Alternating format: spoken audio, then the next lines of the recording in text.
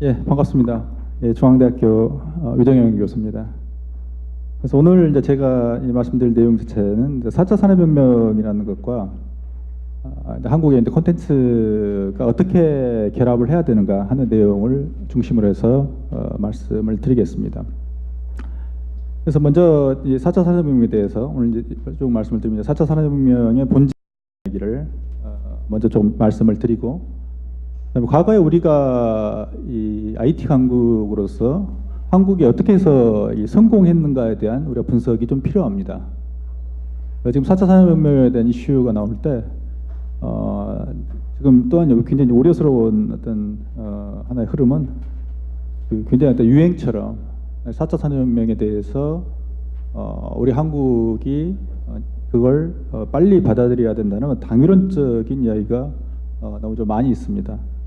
오늘은 거기에 대해서 과거에 우리가 IT 강국으로서 한국이 어떻게 성공하게 됐었는가 하는 것들을 이야기를 하고, 그리고 마지막으로 어떤 우리가 전략적인 선택을 할 수 있는가 이런 것들에 대해서 말씀을 좀 드리겠습니다. 4차 산업혁명의 우리가 이제 본질에 대해서 먼저 이야기를 해볼 때, 4차 산업혁명에 대한 이야기를 우리가 할 때는 한편으로는 굉장히 새로운 사회에 대한 기대감, 그리고 미래에 대한 어떤 새로운 어떤 기술적인 도약 이런 것들에 대한 어떤 희망과 존재합니다만, 동시에 굉장한 공포감이 존재합니다. 4차 산업혁명이라는 것은 실제로 이 4차 산업혁명이라는 게 내부의 어떤 구조를 들여다보면 굉장히 여러 가지 복잡한, 예를 들면 인공지능이라든지 IoT라든지 이런 어떤 여러 가지의 모듈들이 어떤 존재합니다만, 과거의 어떤 혁명 산업혁명과 동일하게 이게 산업적으로, 특히 사회적으로 굉장한 이 각각의 모듈들이 결합되면서 엄청난 충격을 주고 있다는 게 굉장히 중요한 어떤 특징입니다. 그 중에서도 이제 기존에 우리가 인간의 역사를 볼 때 기존의 이제 산업혁명과 다른 점은 바로 제일 위에 있는 가장 이제 중요한 첫 번째에 대한 4차 산업혁명에 대한 저는 본질을 이렇게 해석합니다. 기계나 소프트웨어 같은 사물이 인간처럼 정보를 수집하고 의사결정하고 행동하는 과정으로 저는 해석을 합니다. 4차 산업혁명의 이런 점에서 단지 인간이 뭐 편리하게 된다, 또는 사회가 뭐 좀 더 이 생산적으로 좀 더 높은 생산성을 가지고 있는 뭐 사회다, 이런 걸 떠나서 굉장히 중요한 본질이 기계나 소프트웨어가 인간처럼 판단하고 행동을 할 거다라는 게, 즉 인간과 비슷하게 갈 거라는 게 4차 산업혁명에 있어서 대단히 중요한 본질적 특성입니다. 4차 산업혁명의 이전을 보게 되면 결국에 기계하고 소프트웨어라는 것은 인간의 제어를 받고 인간의 행동을 결정했습니다. 그것과 달리 4차 산업혁명에서는 결국에는 하나의 기계와 소프트웨어라는 사물이 인간화되는, 즉 인간처럼 뭔가를 판단할 수 있는 가능성, 인간과 같은 의사결정을 할 수 있는, 의식을 가질 수 있는 그런 가능성들이 열렸습니다. 그래서 이러한 어떤 특성은, 본질적 특성은 우리에게 있어서 굉장히 중요한 기회를 줌과 동시에 사회 전체에 대해서 굉장히 충격을 주는 것입니다. 또 하나 4차 산업혁명에서 대단히 이제 중요한 특성 자체가 가상과 현실의 결합에 의해서 제3의 세계가 등장하고 있다는 것입니다. 지금까지 제1의 세계는 현실의 세계였습니다. 우리가 지금 앉아있는 이러한 공간이, 물리적 공간이 현실의 세계입니다. 거기에 비해서 제2의 세계는 예를 들면 온라인 게임이라든지 세컨 라이프 같은 하나의 가상의 세계는 허구의 세계였습니다. 완전히 관계가 없는, 가상은 가상이고 현실은 현실이었습니다. 근데 지금 우리가 직면하고 있는 4차 산업혁명이 만들어내는 하나의 세계는 가상과 현실이 혼합된, 뭐가 현실이고 뭐가 가상인지 구별이 안 되고, 때로는 현실 위에 가상이 입혀지는 경우도 있고, 그게 AR이죠. 또는 가상의 현실이 연결되는 경우도, 즉 가상을 손을 대면 가상을 뭔가 액션을 주거나 누르거나 하면 현실이 변화할 수 있는, 그래서 두 가지의 세계가 정확하게 구별이 안 되는, 이게 새로운 어떤 세계의 특성입니다. 특히 인간과 로봇, 또 인간과 AI, 최근에 이제 우리 알파고 이후에 이런 굉장한 충격을 인간 사회, 우리 한국 사회가 특히 받았습니다. 이세솔 구단이 패배한 데 대한 충격이 컸습니다만, 결국에는 로봇이라든지 AI가 등장하면서 우리에게, 인간에게 더 던지는 질문이 있습니다. 즉 가치를 증명하라는 것입니다. 지금까지 인류 역사상 기계가 또는 소프트웨어가 인간에게 이걸 요구한 적이 없었습니다. 가치를 증명하라. 즉 인간과 예를 들면 로봇과 AI가 인간보다 훨씬 더 가치가 있는 예를 들면 노동에 있어서 또는 훨씬 더 높은 가치를 생산할 수 있는 가능성이 이미 열려 있기 때문에 예를 들면 의료에 있어서 왓슨 같은 게 그런 케이스입니다. 왓슨 같은 경우는 인간보다 훨씬 더 이 오차 즉 에러의 오진의 확률이 인간의 3분의 1이 불과했다는 게 이미 지금 현재 수준에 밝혀져 있기 때문에 그나마 모든 그 판독하는 의사들에게 지금 던지는 겁니다. 왓슨보다 인간이 낫다는 걸 증명을 해보시오라고 하는 그 존재 가치에 대한 의문입니다. 그래서 결국에는 미래학자인 토마스 프레이 같은 경우에 2030년까지 일자리의 25%가 소멸할 것이고 그리고 이제 이러한 것들이 실제로 아마존 같은 경우에 물류 시스템에 적용을 해가지고 한 9억 달러, 1조의 인건비를 절감했다라든지 아디다스가 스마트 팩토리, 스피드 팩토리를 통해 가지고 결국은 600명의 노동자가 필요한 공장에 10명밖에 존재하지 않는 이런 어떤 현실이 이미 적용이 되는 그런 어떤 케이스가 존재합니다. 그럼 결국 인간이 뭘 해야 될까? 결국 인간은 제조가 아닌 창조 기능을 담당해야 되고 창조의 가장 핵심은 결국 콘텐츠 창작의 영역입니다. 그래서 결국 우리가 논리적으로 4차 산업혁명의 본질에서부터 쭉 이렇게 산업에 대한 어떤 이슈까지 오게 되면 결국에는 콘텐츠로 우리 이야기가 귀결되게 됩니다. 자, 우리가 이제 3차 산업혁명 이야기를 좀 해봅시다. IT혁명이라고 불리우는 그리고 IT혁명을 통해서 인터넷혁명과 IT혁명을 통해 가지고 우리 정보기술을 통해서 한국이 IT에 있어서의 정말 슈퍼파워 강국이 됐습니다. 2000년대 중후반 한국은 IT와 게임에 있어서의 정말 강국으로 전 세계에서 군림했습니다. 2004년에 한국 게임은 중국 시장의 50%를 점유했습니다. 그래서 아래 표를 보시면 아실 수 있습니다만 한국 게임이 2004년에만 해도 반의 시장 점유율을 했었고 2003년, 2002년까지 가면 2003년 정도 가면 중국 시장의 70%까지 점유한 적도 있었습니다. 그러나 이는 과거의 영광입니다. 이제 중국 시장에서 한국의 게임은 기존에 이미 진입해 있는 게임을 제외하면 흔적이 없습니다. 그리고 새롭게 진입하려는 게임은 중국 시장에서 중국의 퍼블리셔들이 그리 환영하지 않습니다. 최근에 이제 나온 레이지 레볼루션 같은 그런 대작 게임 같은 경우는 예외적인 케이스입니다만 그 외에 다른 형태의 중소개발사가 개발한 게임은 별로 관심도 가지지 않습니다. 왜냐하면 이미 중국과 한국의 게임 시장에서는 결국에 규모의 경제에서 한국은 이미 패배했습니다. 그런 점에서 한국이 좀 노력하면 된다라든지 한국이 조금 더 콘텐츠 다양성을 확보하면 되지 않냐라는 이야기는 이미 의미가 없는 이야기입니다. 그래서 기존의 프레임, 즉 과거의 3차 산업혁명에서 즉 IT하고 IT혁명에서 한국이 형성했던 그런 역량들, 한국의 경쟁력은 특히 중국과의 관계에서 이건 뭐 일본과의 관계나 미국과의 관계도 역시 마찬가지입니다만 가장 우리가 강력한 시장 지배력을 가지고 있었던 중국 내에서 보면 이미 거의 다 소멸했다라고 볼 수 있습니다.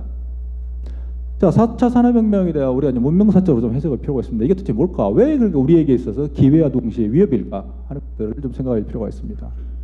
문명사적으로 볼 때 4차 산업혁명은 글로벌 경제 패권이 아시아 국가에서 다시 선진국으로 회귀하는 하나의 결정적인 과정이라고 볼 수 있습니다. 그래서 그림에서 보시면 아시겠습니다만 1차 산업혁명일 경우에는 결국 영국에서 시작이 돼서 거기에 대한 경제적 패권이 미국으로 가면서 전기혁명, 즉 2차 산업혁명에서는 미국으로 글로벌 중심이 경제적 패권이 이동을 했습니다. 그리고 그러한 것들은 다시 3차 산업혁명이 쭉 넘어오면서 그리고 그런 어떤 2차 산업혁명의 여파는 결국 패스트 팔로워, 캐치업 전략을 취했던 일본이 제조업에서 미국을 능가하면서 2차 산업혁명에 대한 그 기본적인 흐름은 즉 IC 혁명까지 포함해서 흐름은 일본까지 포함한 하나의 거대한 흐름이 형성됐었습니다. 즉 경제적 패권이. 근데 그게 이제 IT 혁명에서 한국이 글로벌적인 이니셔티브 그리고 글로벌적인 굉장한 어떤 각광을 받았던 적이 있었습니다만 그게 사실 그 여파가 중국까지 지속이 됐습니다만 다시 이제는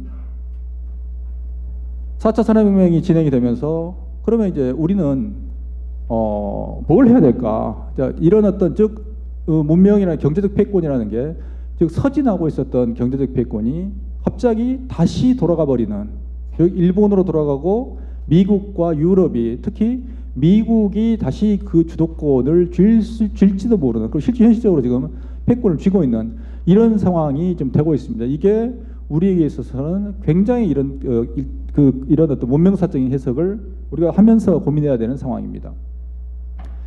자, 무엇이 문제일까요? 4차 산업혁명에서 한국의 딜레마를 보면 이런 것입니다. 4차 산업혁명의 모듈이라고 볼 수 있는 IoT, AI, 빅데이터, 로봇, 바이오 등등이 존재합니다만, 그런 글로벌 지배자들이 보면 과연 어떤 나라, 어떤 기업들이 결국에는 글로벌 지배자일까 생각을 해보면, 예를 들면 이렇습니다. AI는 구글입니다.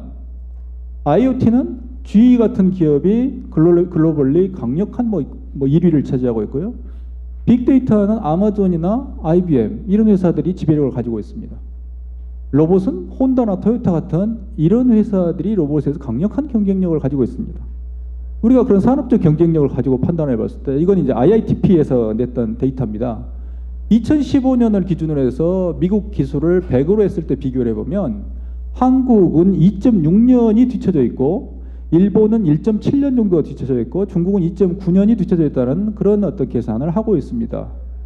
결국은 미국하고 비교를 해봐서 우리는 2년 반이라는 시간이 인공지능에서 이미 뒤쳐져 있는 상태라는 것들을 아주 간단하게 지금 이야기를 할 수 있는 겁니다. 자, 그러면 이런 글로벌 어떤 강자들, 이미 글로벌적인, 여기에 만약에 게임이 나왔으면 이야기가 완전히, 옛날에 온라인 게임이 나왔으면 이야기가 완전히 달라졌을 겁니다. 온라인 게임이 나왔다면 한국의 NC, 넥슨, 네오이즈, CJ 이런 회사들이 줄줄이 온라인 게임에서 나왔을 거고, 그 한쪽 구덩이에 텐센트 이런 회사가 존재했었습니다. 지금 상황은 완전히 바뀌어 있습니다. 자, 그럼 여기서 한국의 핵심 역량은 무엇일까라는 굉장히 심각한 고민스러운 상황을 우리는 맞이하게 됩니다. 냉정하게 볼 때 우리가 많은 사실은 전문가들이 4차 산업혁명에 대한 한국의 이 대응을 이야기하고 있습니다. 현재는 한국의 핵심 역량은 미지수입니다. 어디에 우리가 핵심 역량이 4차 산업혁명에서 어떤 부분을 우리가 비교 우위 또는 경쟁 우위를 가지고 있는가를 생각해 볼 때, 현재는 어떠한 분야도 현재 압도적인 경쟁력을 가지고 있다고 말할 수 없는 게 우리의 현실입니다. 또한 과거의 제조업에서 사용했던 패스트 팔로우 전략, 결국에는 컨텐츠에 있어서 또는 플랫폼에 있어서 굉장히 중요한 어떤 법칙이 승자독식, 위너 테이크스 올이라고 불리는 승자독식입니다. 이거 제조업 같은 경우는 승자독식이 상대적으로 통용되지 않았던 산업입니다. 그런 점에서 제조업식의 패스트 팔로우 전략, 우리나라 삼성전자나 현대차나 포스코가 취했던 전략이 통용될 것인가도 불분명합니다. 이런 점에서 4차 산업혁명은 한국의 기회와 동시에 굉장한 위협적인 요인입니다. 자, 그럼 우리가 또 케이스 스터디를 한번 해보겠습니다. 4차 산업혁명과 한국의 기회를 볼 때, 우리가 과거에 결국에는 우리가 성공했던 케이스에서 왜 성공했는가 하는 것들을 우리가 좀 고민해 볼 필요가 있겠습니다. 케이스 스터디의 첫 번째는 강남의 싸이의 강남 스타일입니다. 싸이의 강남 스타일은 보면 유튜브 사상 최초로 25억 뷰를 달성했던 엄청난 성공작입니다. 그리고 이건 싸이는 한국의 존재, 즉 한류라는 어떤 문화적인 저력을 전 세계에 정말 유감없이 보여주었던 대단히 놀라운 사실은 작품입니다. 근데 결국에는 누가 뭐래도 싸이의 강남 스타일이라는 것은 유튜브라는 플랫폼하고 콘텐츠가 결합되었기 때문에 가능한 작품입니다. 즉 유튜브라는 하나의 글로벌 플랫폼이 있었고, 콘텐츠가, 즉 강남스타일이라는 콘텐츠 두 개가 결합이 됐기 때문에 25억 뷰를 달성하는 게 가능했지, 예전처럼 CD롬으로 배포가 되거나 아니면 몇 가지 비디오로 그걸 복사해서 하고, 이건 거의 불가능한 숫자입니다. 즉 그런 점에서 한국이 강한 콘텐츠를 제대로 만들 수 있다면, 그리고 그 플랫폼에 제대로 그 플랫폼의 파워하고 결합이 된다면 이런 정도의 폭발력을 가질 수 있다는 것을 보여주고 있습니다. 두 번째는 케이스 스터디를 또 온라인 게임의 케이스입니다. 또는 웹툰의 케이스입니다. 웹툰이 제2의 온라인 게임처럼 갈 가능성을 이미 가지고 있습니다. 이건 온라인 게임과 웹툰의 케이스에서는 보면 결국 인터넷과 컨텐츠가 결합되는 겁니다. 우리가 사실 과거의 콘솔과 PC 게임에서는 한국은 거의 경쟁력 제로인 상태였습니다. 왜? 과거에 일본의 콘솔 소니라든지 닌텐도 같은 그런 회사들은 한국의 콘솔 게임 개발사들을 만나주지도 않았습니다. 하지만 이런 것들이 온라인 게임이라는 즉 하나의 플랫폼과 비즈니스 모델과 기술적 혁신이 일어나면서, 즉 인터넷을 기반으로 한 콘텐츠가 개발이 되면서 우리는 일본이나 미국과, 즉 콘솔 게임과의 경쟁력, PC 게임과의 경쟁력을 한 방에 뒤집을 수 있는 그런 중요한 우리가 방법을 찾았던 것입니다. 자, 그렇다면 우리가 결론적으로 이제 정리해 보면 한국 콘텐츠 산업의 성공이라는 것은 ICT 기술하고 콘텐츠의 결합에 있다는 결론을 쉽게 내립니다. 즉 우리 한류라고 또 불리기도 합니다만, 우리나라 콘텐츠 산업이라는 것은 이 두 개가 분리해서는 절대 이야기할 수가 없습니다. 그래서 과거처럼 이런 ICT 기술이라는 기술 혁신이 없이는 콘텐츠라는 것은 지금도 우리는 니치 시장에 머물러 있을지도 모릅니다. 그러면 한국이 4차 산업혁명을 주도하기 위해서는 성공의 공식은 뭐냐면, 결국에는 4차 산업혁명이라는 기반 기술, 그리고 플랫폼과 콘텐츠의 결합이 결정적으로 중요하다는 하나의 성공의 공식을 그대로 우리는 적용할 수가 있게 됩니다. 자, 여기서 세 가지 전략에 대해서 이야기를 해보겠습니다. 첫 번째는 온라인과 오프라인에서의 융합에 대한 전략입니다. 이건 이제 우리가 일본의 닌텐도가 가지고 있었던 포켓몬이라는 IP를 해서, 또는 우리가 포켓몬의 성공 케이스에서 나이엔테에게 우리는 이 시사를 전략을 도출할 수 있습니다. 그래서 예를 들면 포켓몬 같은 경우는 뭐 AR 기반의 모바일 게임이고, 출시 6개월 만에 뭐 1조의 매출을 뭐 기록했던 정말 놀라운 게임입니다. 사실 게임 그 자체도 그렇게 대단한 게임이 아닙니다. 아래 이제 그림에서 보셨던 건, 이건 제가 잡은 피카츄입니다. 예. 제가 이거 피카츄를 학교에서 토요일 날 나와서 제가 MBA 수업을 마치고 피카츄가 우연히 발견이 돼서 이 피카츄를 잡느라고 제가 정말 피와 땀과 눈물과 이게 혹시 사라지지 않을까, 그래서 정말 필사적으로 잡았습니다. 그리고 이걸 잡는 순간 페이스북에 올려서 모든 페이스북 친구들에게 자랑을 했습니다. 그리고 박사 논문 받을 때보다 더 행복합니다. 박사학위 받을 때 이런 이야기를 했는데 정말 행복했습니다. 이거.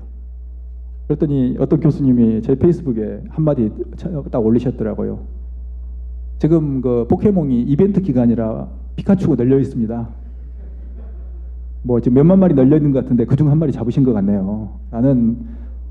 그래서 제가 정말 아마 그 교수님하고 좀 인연을 끊어야 될, 저의 동심에 상처를 주었던 아주 그런 얘기. 근데 저는 어쨌든 이게 너무 행복했습니다. 이게. 그래서 이제 다음 단계로 가면 이제 AR과, 그래서 사실 뭐 어떤 게 기술이 AR 플러스 게임 IP, 그리고 닌텐도의 포켓몬 피카츄라든지 포켓몬 IP죠. 그다음에 LBS입니다. 위치 기반. 그래서 사실은 이건 포켓몬의 케이스를 보면 이건 게임의 성격이라기보다도 IP하고 LBS의 성격이 굉장히 강합니다. 그래서 게임 개발보다도 위치 기반의 기술, 이게 사실 훨씬 더 중요한 이슈가 돼버립니다. 그런데 이런 어떤 게임 IP라는, 즉 포켓몬이라는 이런 어떤 유명 IP를 가지고 AR이라고 LBS 같은 어떤 이런 기술적인 간단한 기술을 결합해가지고 결국에는 글로벌 대박을 터뜨렸다는, 이게 이제 중요한 포인트고요. 그러면 결국 다음 단계로 우리가 생각할 수 있는 건 뭐냐면 AI하고 IoT의 결합 가능성이 우리는 이미 예상할 수 있습니다. 예를 들면 포켓몬이 결국은 AI가 결합된 상태의 포켓몬이면 인간과 훨씬 다이내믹하게 뭔가 대전할 수 있습니다. 다음 이제 두 번째 전략으로 우리가 볼 수 있는 게 콘텐츠하고 콘텐츠의 융합입니다. 결국은 이제 예를 들어서 AI 기반의 채팅이라든지 이런 것들이 이제 이 콘텐츠가 융합된 거죠. 이건 MS가 개발한 테이라는 굉장히 세계적으로 아주 논란을 불러일으켰다가 서비스를 중단하고 다시 지금 준비하고 있는 건데, 결국에는 이게 이 딥러닝의 기능을 집어넣었기 때문에 인간이 이런 학습을 원하는 방향으로 학습시킬 수 있다는 걸 보여준 굉장히 재미있는 사례였습니다. 예를 들어서 이런 게 있습니다. 9.11 테러 누가 일으켰지? 망할 놈의 부시 전 미국 대통령이죠. 이게 이 테이의 답변입니다. 홀로코스트가 일어났다고 믿느냐? 아니, 안 믿어. 미안해. 제노사이드, 즉 대량 학살을 지지하느냐? 정말로 지지해. 이게 결국 인간이 학습시킨 결과를 AI가 이 채팅봇이 이렇게 이야기를 합니다. 물론 이건 결국에는 이제 현재 중단되어 있고요. 굉장히 이제 문제가 됐던 케이스입니다만, 실제로 이런 형태의 뭔가의 게임과, 이건 이제 어떤 거하고 똑같냐면 게임 속에서 NPC하고 대화하는 거가 굉장히 유사합니다. 그러면 이런 어떤 다양한 형태, 이런 어떤 실제로 채팅이라는 어떤 또는 우리가 일상적인 채팅이라는 내용 플러스 형식에 있어서의 게임의 인터랙션의 형식, 이런 걸 집어넣어놨다고 이제 볼 수 있는 거죠. 옆에 보시는 그림은 제가 2000년대 중반, 이게 2006년, 7년 이경에 세컨 라이프라는 가상 세계를 이용해서 플랫폼으로 했고 제가 학생들하고 수업을 하고 있는 장면입니다. 여기는 여기서 많이 보던 아저씨가 접니다. 이 아바타가. 그리고 이 학생들은 다 이 여기 아바타들 제 학생들입니다. 학생들이 소니의 소니 뮤직의 어떤 비즈니스 모델을 같이 이제 토론하는 이런 장면입니다. 그럼 결국은 컨텐츠 중합이라는 게 뭐냐면 AR이나 VR이라는 컨텐츠하고 게임과 교육 또는 AR, VR 컨텐츠하고 교육과 AI를 결합하는 다양한 형태의 컨텐츠가 융합이 중요하고 가능하다는 이야기입니다. 세 번째는 두 번째는 컨텐츠와 컨텐츠 융합에서 또 하나 우리가 이야기할 수 있는 게 AR과 광고, 게임 이런 요소를 결합할 수 있다는 겁니다. 그래서 특히 AI가 결합된다. 이건 현재는 AI가 결합되어 있지 않습니다만 워킹 데드라는 걸 홍보하기 위해서 AR 기반의 또 광고를 제작을 했던 케이스입니다. 이거 한번 잠깐 눌러주시겠어요? 저기 저 URL 이거 한번 보시죠. 비디오를.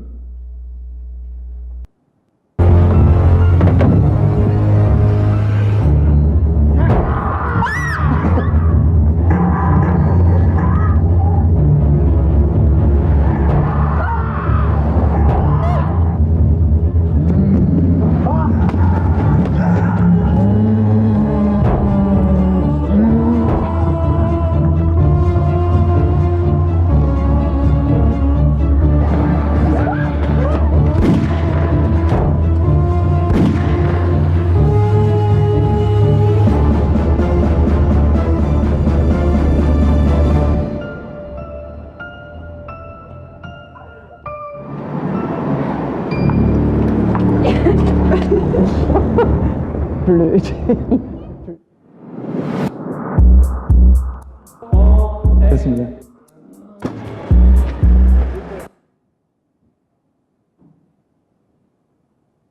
예, 감사합니다.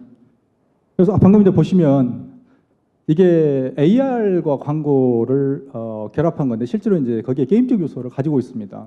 사람들이 봤을 때 반응 이런 것들을 예측을 해서 이게 이제 오스티아에서 했던 건데요.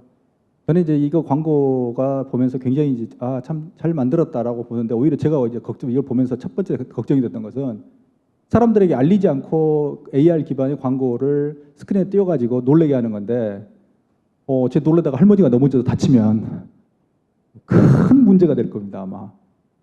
근데 그걸 이제 아마 실제로 이제 AR 되면 이제 그 정도가 이제 파괴력이 그래서 방금 이제 이 사람들의 반응을 보시면 알 수 있겠지만 AR이라는 기반에 좀 광고를 띄우면 정말 상상도 할 수 없는 사람들이 충격적으로 그리고 정말 실감나게 받아들입니다. 이제 이뿐만 아니라 아래에 이제 보시면 이제 게이트박스라는 이게 제가 항상 최근에 이제 이야기를 하고 다니는 이런 컨텐츠입니다만 이게 주로 혼자 사는 남성이 이런 어떤 미소녀 아바타하고 더불어 대화하는 채팅하듯이 하고 AI를 가지고 있기 때문에 이 AI가 이런 어떤 주인에게 문자를 보내거나 이런 것들이 가능한 실제로 사람의 고독함을 치유해 줄 수 있는 이런 어떤 그리고 여기에 이제 특히 IoT 기능이 결합되어 있기 때문에 이 아바타는 이게 홀로그램인데요. 이 홀로그램은 전기를 끄고 전원을 예를 들면 형광등을 끈다라든지 이런 것들을 그러니까 가정의 어떤 가전기기를 컨트롤할 수 있는 기능을 가지고 있습니다. 그래서 사람이 향후에 이런 형태의 하나의 새로운 어떤 장르가 즉 이건 이제 AI가 결합된 하나의 홀로그램 그리고 채팅 이런 것의 게임 이런 게 결합된 복합적인 겁니다만 이런 게 이제 강력한 기능을 할 거다라고 볼 수 있습니다. 세 번째는 컨텐츠하고 제조업의 융합입니다. 지금 이제 커넥티드 카가 나오고 있습니다만 사실 현대자동차는 이 커넥티드 카에 있어서의 개념의 진출이 늦었습니다. 결국에는 커넥티드 카의 개념은 뭐냐면 자동차라는 또는 자율주행차가 나오면 자동차라는 공간 자체가 컨텐츠로 채워질 것이고 자동차 자체가 플랫폼이자 디바이스로 진화한다는 것입니다. 그런데 한국의 AI 비서라고 할 수 있는 SKT의 뭐 누가라든지 KT의 뭐 기가진이 이런 한국이 현재 AI가 나왔던 것들은 너무나 진지합니다. 그러니까 이걸 저는 too serious라고 표현을 하는데 즉 컨텐츠가 가지고 있는 본질적 요소, 재미 요소, 펀적인 요소가 결여되어 있습니다. 근데 반대로 이제 이런 것들이 장기적으로 특히 이제 이게 토요타가 가지고 있는 이제 키로보라는 하나의 10cm 정도의 로봇입니다만 이것은 자동차의 기능을 강화하기 위한 것보다도 인간과 대화하고 인간이 하나의 자기의 수호신처럼 가지고 다닐 수 있는 즉 주머니에 꽂고 다니거나 자동차 옆자리에 놔두면서 대화할 수 있는 이런 형태의 엔터테이닝 할 수 있는 요소를 가지고 있습니다. 그래서 그럼 뭐 결국 뭐냐면 그 토요타가 이 컨텐츠라는 요소를 잘 보고 있다는 것이죠. 그럼 결국에 우리나라의 제조업 자체도 컨텐츠를 중심으로 해서 제조업 제품을 결합시키는, 융합시키는 새로운 시도를 할 수 있다라고 우리는 볼 수 있습니다. 그리고 그렇게 해야 된다고 우리는 생각할 수 있습니다.